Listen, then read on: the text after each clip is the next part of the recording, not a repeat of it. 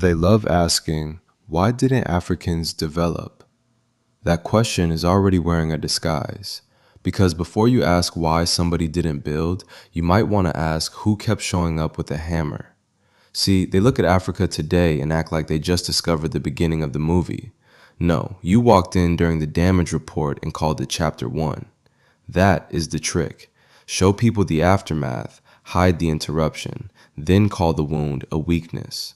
They do it with Africa, they do it with Native people, they do it with anybody whose history had to survive the people who wrote the textbook. Look at Native nations. Folks see the reservation and think that was the original plan.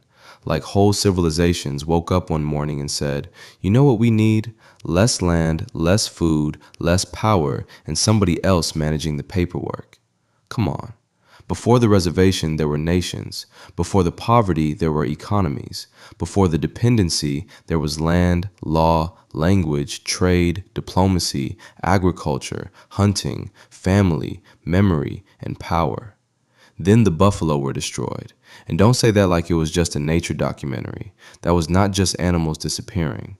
That was a food system. That was an economy. That was clothing. That was shelter. That was trade. That was independence. So when you destroy the foundation of a people, don't come back 2 generations later acting confused because the house is leaning. You know what happened. Same thing with Africa. They say, Africa is rich in resources but poor in development. That sentence should get arrested for fraud. Because if the gold leaves raw, the wealth leaves dressed as cargo. If the diamonds leave raw, the jobs leave sparkling. If the oil leaves raw, the power does not vanish, it gets a passport.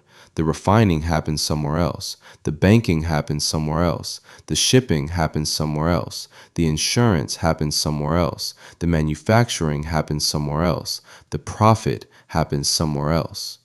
Then they look back and ask, why are you poor?